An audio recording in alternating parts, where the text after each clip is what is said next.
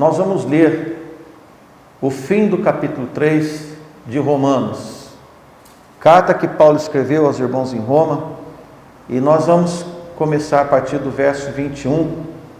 Quero fazer uma leitura. Quem não está com a sua Bíblia, acompanhe aqui na projeção. Quem está em casa também, acompanhe. Que Deus nos ajude. Leitura. Mas agora se manifestou sem a lei a justiça de Deus, tendo o testemunho da lei e dos profetas. Isto é, a justiça de Deus pela fé em Jesus Cristo para todos e sobre todos os que creem.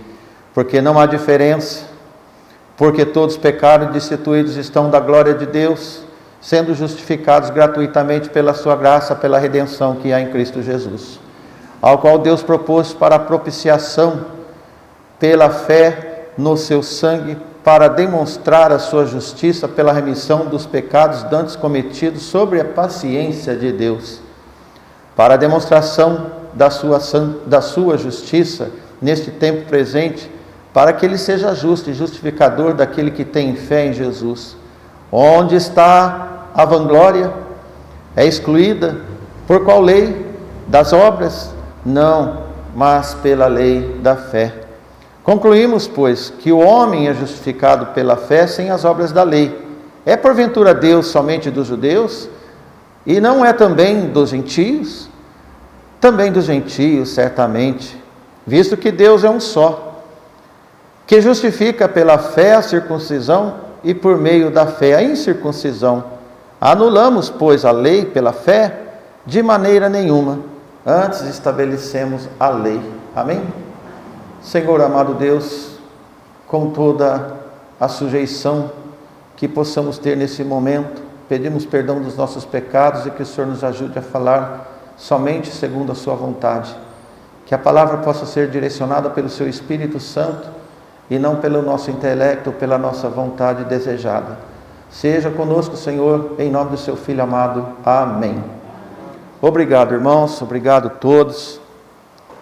Como nós estamos verificando os apontamentos que o apóstolo Paulo dirigiu a esta igreja cravada lá no Império Romano, o grande império, o último império mundial, império que o próprio profeta Daniel também colocou naquela sua estátua. Paulo faz um desenvolvimento para mostrar aos homens e a todos os homens que não há diferença nenhuma entre qualquer um dos homens. E uma das características desta carta é Paulo mostrar a realidade deplorável dos gentios. Então ele desenha coisas horríveis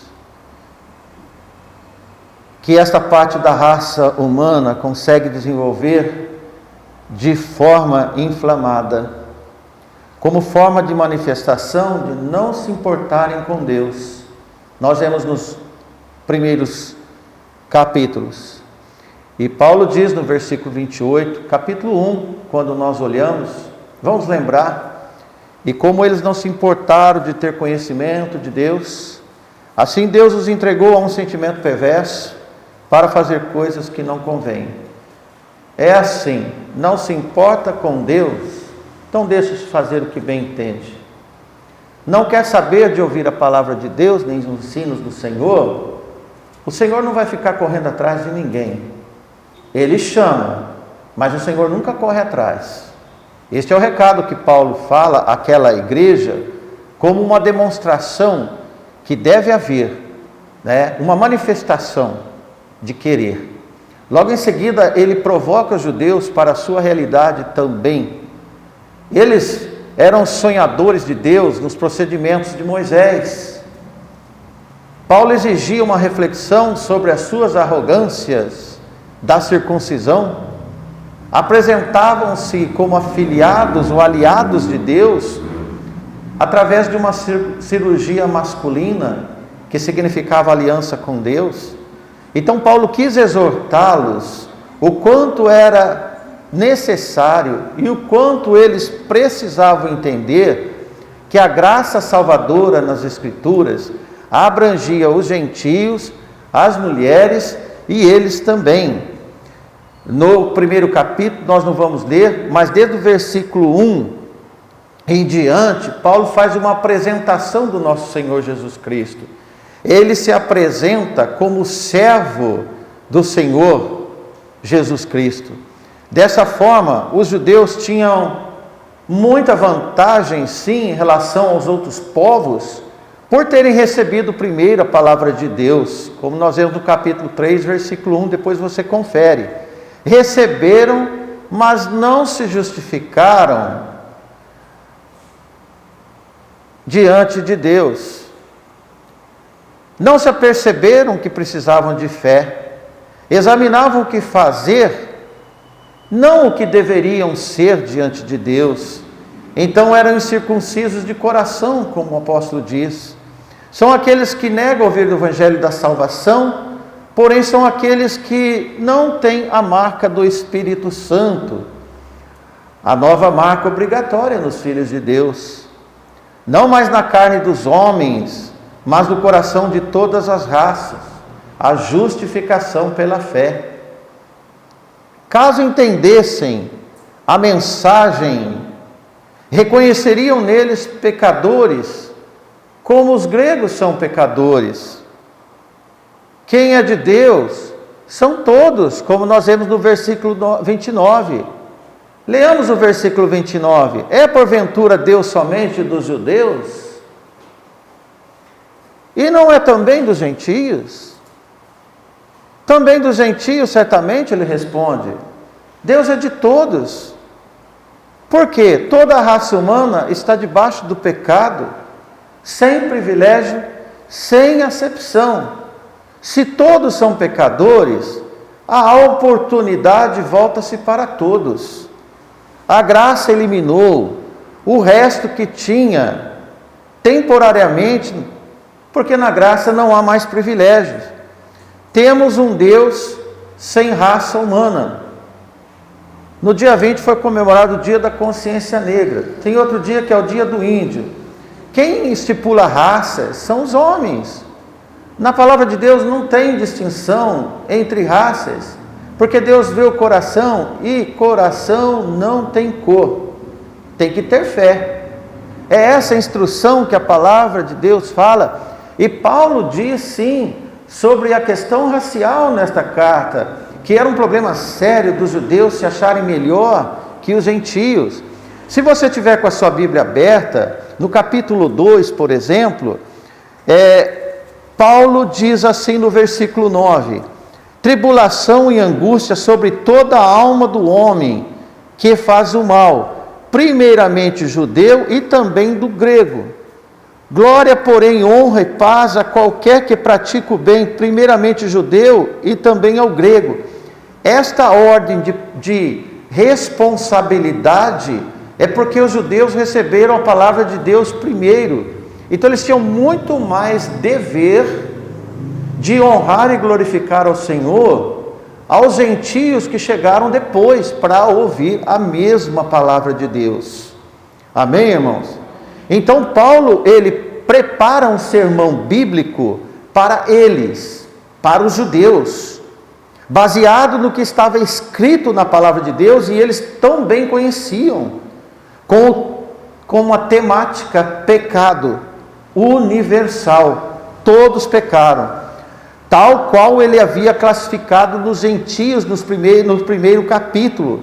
Agora ele generaliza para toda a raça humana, isto na segunda metade do capítulo 3, do versículo 9 ao 20. Não sei se vocês lembram, mas aqui no capítulo 9 e o versículo 20, Paulo diz como está escrito, e aqui está um sermão, um esboço de um sermão. Ele usa 6 salmos e usa Isaías 59 para mostrar para eles que o que ele falava aos judeus não provinha de ideias do apóstolo Paulo, mas era conceito da palavra de Deus que eles precisavam ouvir. Por isso, quando você pega o versículo 10 do capítulo 3, e está a primeira frase deste capítulo, desse versículo, porque está escrito. Está aí o início de um sermão. A partir daí, até o 20º versículo, Paulo faz uma referência bíblica de versículos por versículos, como disse, 6 salmos e uma referência em Isaías. Então, Paulo, antes de tratar da grande necessidade da graça a todos os homens, a graça salvadora do homem, e ele tornar a reapresentar Jesus, o Salvador, pois ele inicia a carta se apresentando como servo de Deus. Veja o versículo 1, capítulo 1. Como servo do nosso Senhor Jesus Cristo, Paulo destaca nas leituras anteriores desta carta que toda e qualquer vantagem de algum homem que considerava ter entre os outros semelhantes deveria ser descartada. Deus não tem acepção de pessoas, Paulo escreve. Entre nós aqui, ninguém é melhor que ninguém. E todos nós pecamos. E é o que Paulo procura inserir no coração deles. Veja o versículo 9 do capítulo 3. Pois que somos melhores que eles, e Paulo escrevendo como um próprio judeu, de maneira nenhuma, pois já demonstramos que tanto judeus como gregos estão debaixo do pecado. Amém? Estas distorções que existem na humanidade e sempre vai existir, aqui na Bíblia nós vemos a distorção entre gentios e judeus. Hoje, como anda a carruagem do mundo, que é preocupante, os homens estão incentivando distorções e separação de pessoas. Então eles dizem, povos indígenas, povos não sei o que, povos, olha irmãos, todos os homens são iguais. E aqueles que estão no Senhor precisam de entender que a palavra de Deus, ela é acessível a qualquer pessoa e em qualquer situação, em qualquer lugar do mundo que ela esteja. Então essas distorções têm que começar a ser anuladas, e Paulo provoca isso, a partir do povo de Deus, considerando os fatos de aceitarem como uma primícia que todos os homens estão debaixo do pecado. Ninguém chega ao Senhor se não se reconhecer como pecador. Debaixo então, submisso a essa realidade, pode representar o Evangelho de Cristo para eles, a partir do reconhecimento do nosso pesado e miserável estado de pecador. Por isso Paulo escreve na nossa leitura, no versículo 21. Qual a primeira frase do versículo 21? Mas agora, é nesse tempo, onde apresenta o principal personagem desta carta, o principal personagem das nossas vidas, que é o nosso Senhor Jesus Cristo. Aquele único personagem que tem poder para manifestar a justiça de Deus entre os homens, Jesus Cristo, o qual Paulo se identifica como servo. Não existe justiça entre os homens se a justiça não vier de Deus. Jesus veio e se fez justiça entre nós. A justiça de Deus não é um atributo de Deus, não é um caráter alterado em cada um de nós que professamos e aceitamos Jesus como nosso Salvador. A justiça de Deus é o próprio Cristo, que atendeu plenamente em nosso lugar e atendeu todas as exigências da lei e cumpriu. E quem é o ato de Deus chamado imputação? Então, imputação é todos os nossos pecados foram atribuídos a Jesus. Pelo seu sangue ele nos remiu, ele nos resgatou. Então Paulo escreve, mas agora, o apóstolo aponta o tempo de hoje. Hoje é o tempo, hoje é o dia aceitável. No passado, tendo mostrado todo o fracasso de todas as tentativas de se justificar pela lei, seja entre judeu e gentio, como entre nós qualquer tentativa de se aproximar de Deus pelas nossas obras, por mais boas e interessantes que possam ser, e ter e surtir efeitos benéficos na sociedade, mesmo assim, não tem caráter justificador diante de Deus. Então, entre judeus e gentios e povos que todos existem no mundo, passam a declarar completamente o plano da justificação em Jesus Cristo, através do Evangelho que Ele nos deixou. No capítulo 1, versículo 17, Paulo escreve sobre Jesus: porque nele se descobre a justiça de Deus, de fé em fé, como está escrito, mais uma referência do Pentateuco: o justo viverá pela fé. Qualquer justo, justificado pelo Senhor, só tem uma maneira de viver: pela fé. Então, quando ele está na fé, ele mostra as obras que ele tem, não dele, mas pela fé que Deus lhe deu. Amém? Então, no capítulo 3, versículo 21, como nós lemos, mas agora se manifestou sem a lei. Jesus veio sem a lei, a justiça de Deus. Jesus se manifestou entre nós sem o conteúdo da lei, embora ele cumpriu a lei. Isso não significa que Deus abandonou a sua lei.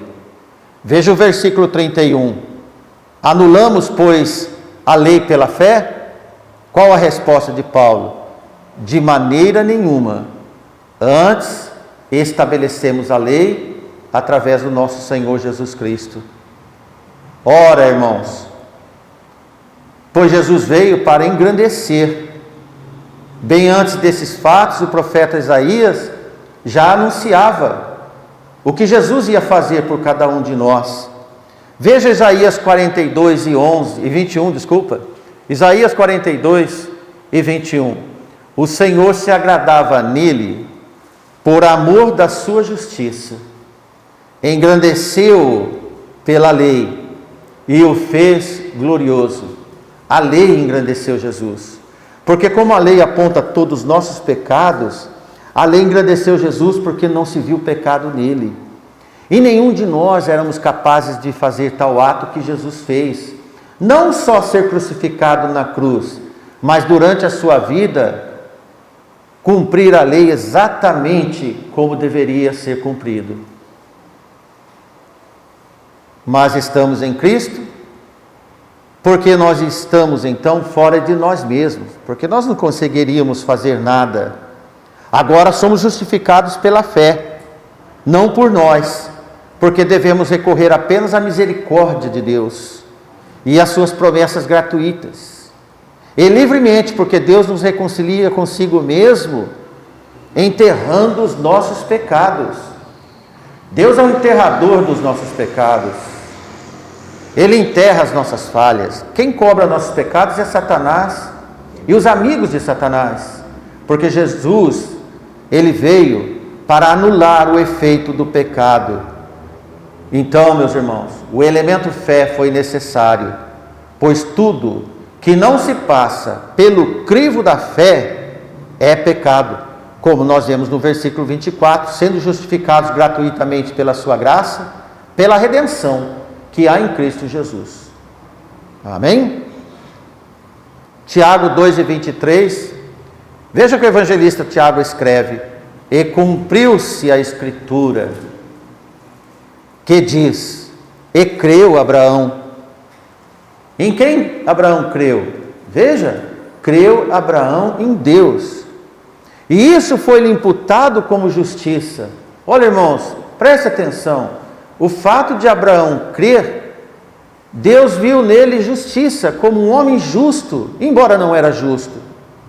Então Deus olhou para Abraão e disse: esse é meu amigo, esse é meu amigo, e foi chamado amigo de Deus. A partir daí, Deus provou Abraão, fez dele uma nação que a quantidade era incontável como a areia do mar.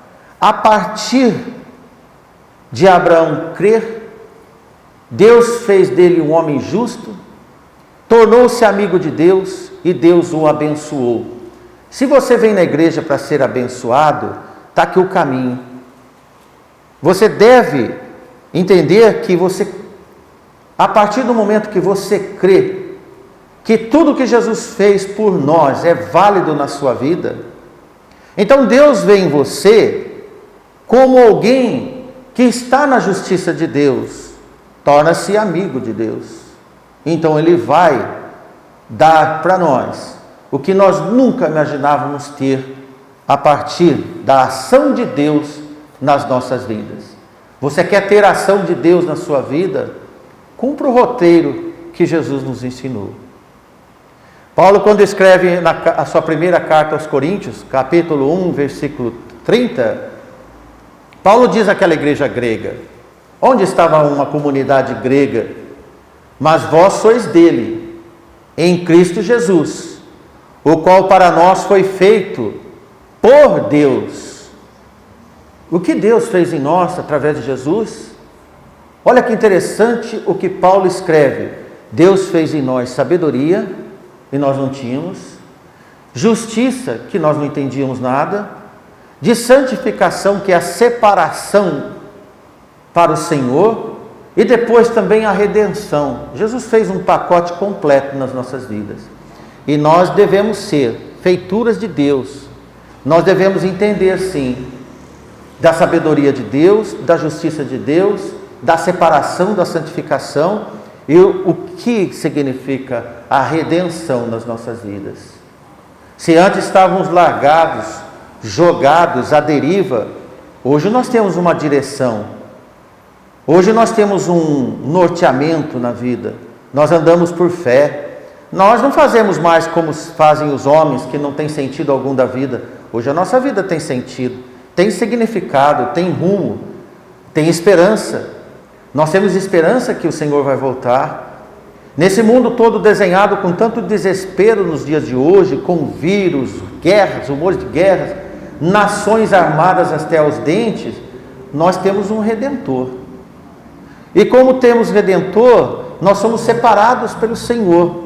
Então a justiça e a sabedoria de Deus está em nós não temos desespero, nós não podemos ter calafrio com as coisas do mundo, porque nós sabemos que o Senhor cuida de nós.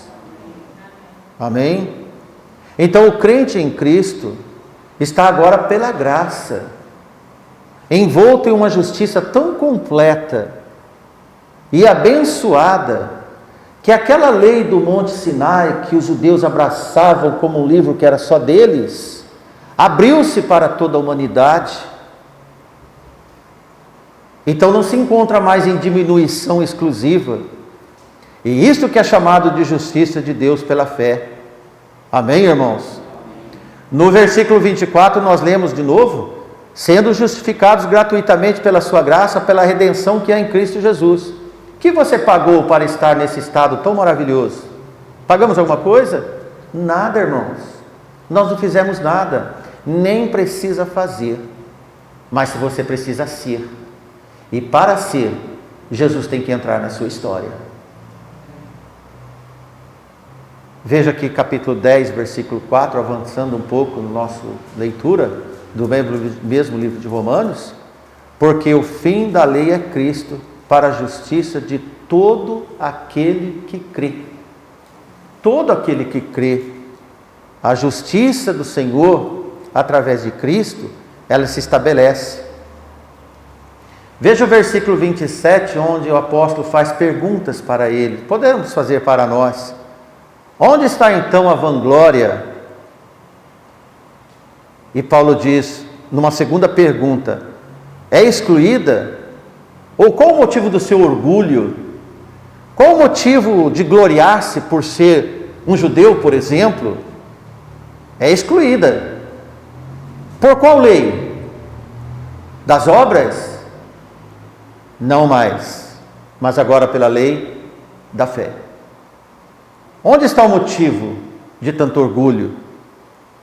Então agora ele é eliminado. Orgulho por querer ser alguma coisa, ele tem que ser eliminado nas nossas vidas. Visto que todos pecaram. Como disse o apóstolo Paulo, dos pecadores eu sou o maior. Uma vez que todos nós falhamos em se justificar pela obediência de qualquer parâmetro que seja, uma lei, por exemplo, e visto que todos são igualmente dependentes da misericórdia de Deus, em Cristo, todo fundamento de soberba, de orgulho, de se achar melhor, deve ser naturalmente removido, sobre a paciência de Deus, e incluindo a humildade de entender que nada somos diante de Deus. Os judeus precisavam de ouvir este recado do apóstolo Paulo, assim como nós também, na igreja do Senhor, nós não podemos achar que nós somos melhores que os homens lá fora, ou que nós somos pessoas muito mais importantes. Não, irmãos, nós somos servos de Deus. Humildemente, Paulo começa a carta dizendo: Paulo, servo do nosso Senhor Jesus Cristo. Servo orgulhoso é uma hipocrisia. Servo tem que ser humilde, servo tem que servir, servo tem que obedecer. Servo orgulhoso é um caos. Não podemos seguir essa direção. Veja aqui no capítulo 3, versículo 25 que nós lemos: o qual Deus propôs para propiciação pela fé no seu sangue, para demonstrar a sua justiça pela remissão dos pecados dantes cometidos. Novamente, sobre a paciência de Deus. Propiciação é a remoção das nossas culpas, do pecado, pelo sacrifício na cruz. Se Jesus fez isso por mim, qual é o motivo de eu ter um orgulho por quem ainda não entendeu o que o Senhor fez em mim? Que melhor sou eu do que aqueles que ainda não conhecem o caminho do Senhor?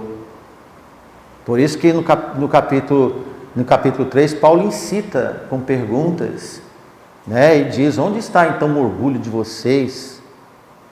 Qual é o motivo de tanto orgulho? Quando ele finaliza nesses últimos 3 versículos, 29, 30 e 31, versículo 30, Paulo escreve: visto que Deus é um só. Amém? Deus é um só. Nós podemos querer ser vários povos, mas Deus é um só.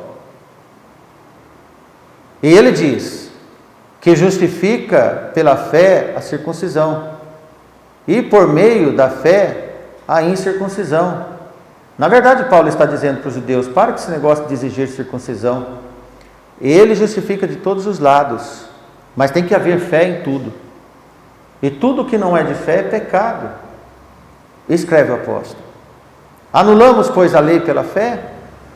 E ele faz uma pergunta questionadora para eles: olha, vocês acham que eu vim aqui para anular toda a lei que Jesus cumpriu? Não estou pregando isso, de maneira nenhuma. Antes estabelecemos a lei. Paulo, então, irmãos, para você entender melhor esse questionamento dele, há um povo distante para nós, mas numa realidade compatível, para que nós não tenhamos orgulho nenhum neste mundo. Paulo mostra que as velhas questões, e aqui, irmãos, é importante novamente, que as velhas questões raciais, judeus e gentios, foram abolidas no Evangelho da graça de Deus. Eu digo para os irmãos, nossos filhos vão na escola e são incitados sobre raças, sobre bolso, sobre culturas, Então as pessoas são incitadas, e eles promovem incitação sutis, com aparência de louvor. Mas, irmãos, a igreja do Senhor não deve fazer isso. Nos nossos lares nós não devemos propagar essa ideologia dos homens. Que tal, irmãos, fazer nos nossos lares convocação de fé? Convocação de que para Deus não faz acepção de pessoas. Quando Isaías escreve capítulo 45, versículo 22. Olhai para mim, diz o Senhor, e sereis salvos, vós, todos os termos da terra, porque o Senhor Deus, porque eu sou Deus e não há um outro. Quem tem que olhar para Deus? Os judeus? Todos os termos da terra. Um dia, irmãos, ainda nós não existíamos, aqui era um mato. Isaías já havia redigido, pela inspiração de Deus, que um dia nós poderíamos ter a oportunidade de olhar para Deus. E isso aconteceu nas nossas vidas. Amém? Finalmente Paulo pergunta se esta insistência de fé acabaria com a lei, que é o último versículo. Paulo imediatamente, ele rejeita essa sugestão que ele mesmo faz. Na verdade, uma sugestão de horror.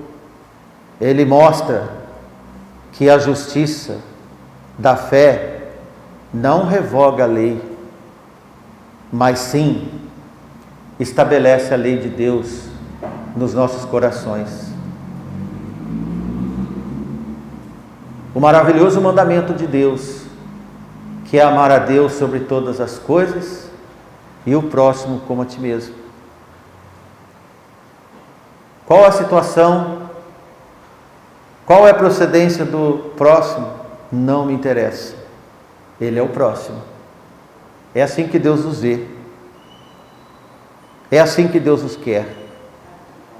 Como Ele nos vê, é como Ele nos quer. Arrependidos, entendendo que no reino dos céus não tem privilégios, mas tem abençoados filhos de Deus. Jesus veio, morreu na cruz. Não interessa qual foi o povo que o crucificou.